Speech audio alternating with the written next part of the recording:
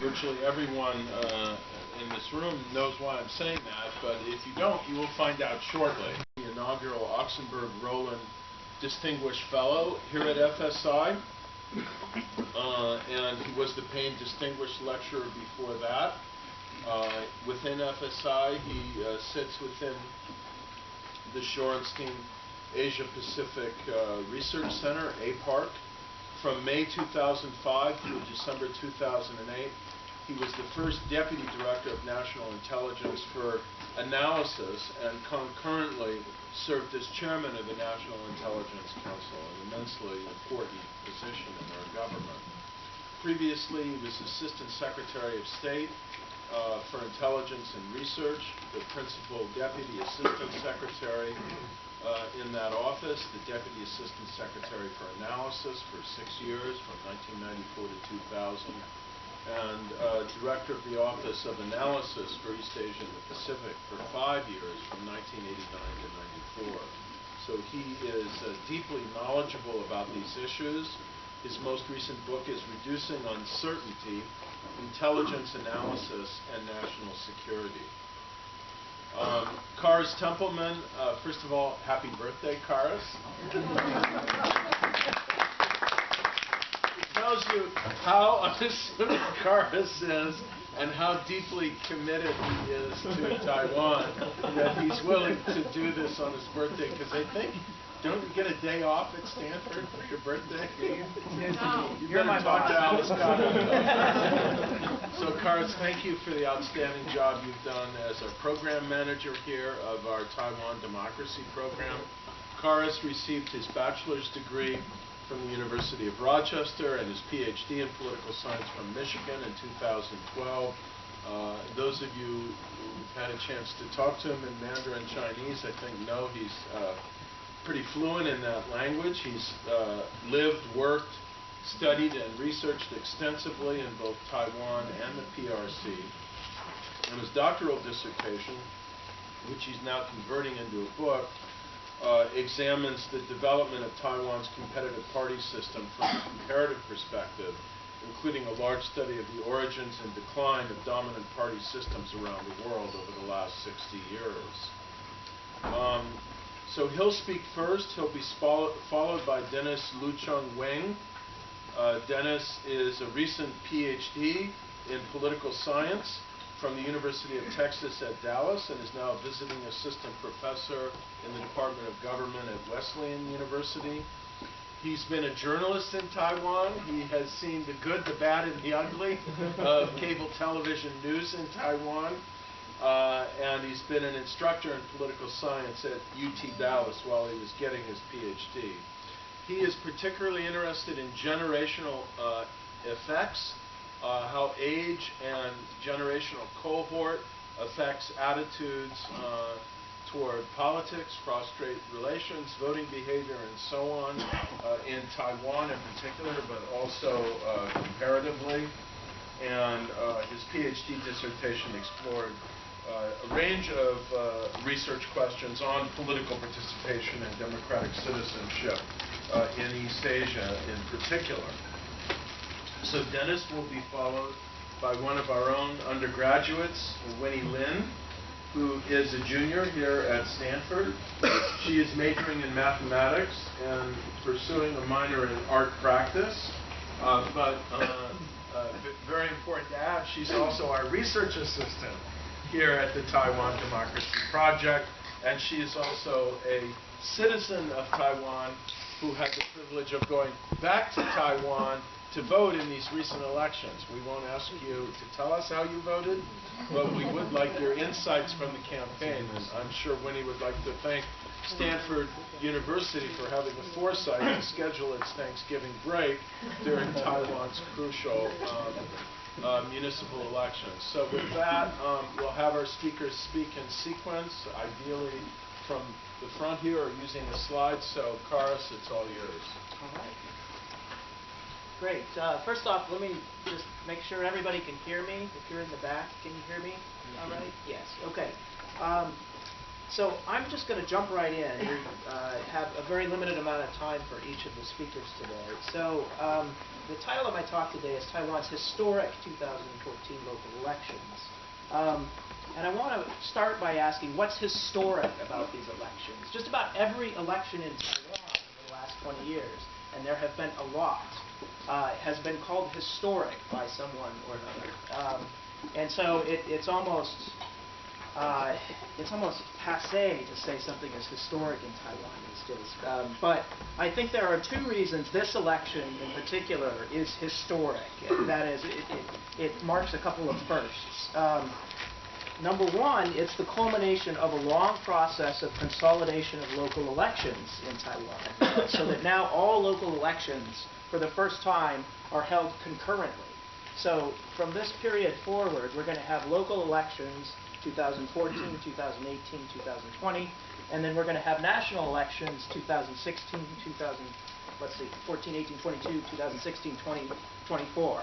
Okay, so this Taiwan now, it did not used to, but now starts to look a bit like the U.S. national cycle, where you have a presidential election in 1 year, and then 2 years later, an election for the legislature. In Taiwan, national elections take place, and then local elections 2 years later. And I think this is an important development that may be overshadowed by the results here, and I'll talk a little bit about why this is important in a sec. The second is the results, and I'll get to those in a moment. So let me talk about what I mean by consolidation of elections in this. So on November 29th, just this past Saturday, Taiwan actually held what have in the past been 9 separate elections held at different times in different places around the island. They held all of these at the same time. So this was the largest election in Taiwan's history by the sheer number of candidates running and the number of offices up for election. To give you an idea of what's at stake here, if we start up at the top, Taipei City and several other major municipalities and other special municipalities, they're electing mayors, city council members, and then some of these municipalities have special Aborigine districts. And there's a special rule that Aborigine districts elect their own district leaders and representatives. So there are 4 separate elections taking place in these special municipalities. Once we get outside of them, at the county and city level, there are elections for executives and city and county councilors these areas here, if you can see this, the lighter colored areas. Then at a third level down, there's township, town, and city mayors and councilors as well. And then finally, at the lowest level, there are ward and village chiefs. All of these offices were on the ballot this year. And so just in terms of the sheer number of races decided, this was huge. To give you an idea of how this happened in the past, most of these elections happened at different times, and so they weren't concurrent. It wasn't the same electorate turning out. And so from 2000 to 2002, we actually had 8 different elections that took place on 5 different dates, right? Presidential, then city council, and legislative. Then they held the city council elections separately from the mayor's elections, like a month and a half apart. And so you got a very different electorate for this election than you did for this one. Township and village elections were held yet again at a different time. And then Kaohsiung and Taipei had their own elections at yet a different time. So the consequence of this system was that it effectively localized a lot of these races. It was very difficult to kind of convert one of these elections into a national contest between the 2 major parties. And they tended to turn a lot more on local factional support, the personalities of candidates, local issues, the quality of candidates at the local level. And so now, in this election, we're actually going to see a fairly different dynamic, especially at the top levels. So, culmination of this long process. The second is that this, in contrast to previous local elections, I think we can fairly say represents a national wave away from the incumbent party and towards the main opposition party. So away from the Kuomintang, the KMT, which controls the presidency and the legislature, and towards the opposition, the Minjindang, or DPP. why do I say this is a wave? Well, if we look at pre-election polls, and Dennis is going to talk about those in just a moment, most of the races that looked competitive, according to these polls, turned out not to be competitive. And they were all not competitive in the same way. They were not competitive in the DPP's favor. Races that did not look competitive, that had a major KMT advantage in the pre-election polls, actually turned out to be quite close. And in fact, there were a couple out-of-nowhere upsets in Taoyuan, which contains Taiwan's largest international airport, and Hsinchu City, which contains the heart of Taiwan's semiconductor manufacturing industry. So these are important cities that saw a surprising swing towards the DPP that nobody had really forecast. And if we go on down the list, at least at the county and city level, it looks like the races were effectively nationalized. There's this consistent swing away from the KMT through all of these races and towards the DPP. And then finally, I'm going to throw this out here. We can debate this point, but I would submit this is probably the KMT's worst performance ever in local elections. All right, so for that reason alone, this is a historic outcome. So in the rest of this, I'm just going to show you a lot of the results and highlight some things that I find particularly interesting. So let me give you a picture of what things looked like before 2014.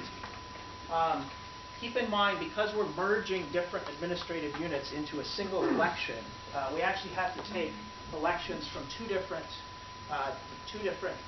groups of municipalities and combine them to understand what the before and after picture looked like. Anyway, here's the before.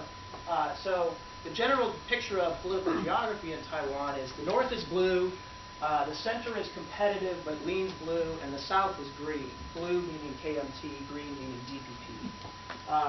And in 2009 and 10, that political geography held up, more or less. In this election, the DPP made major inroads in the north. So if we go through some of these individual cities, Jiayi City flipped from KMT to DPP. Importantly, Taichung, the third largest city in Taiwan, flipped green.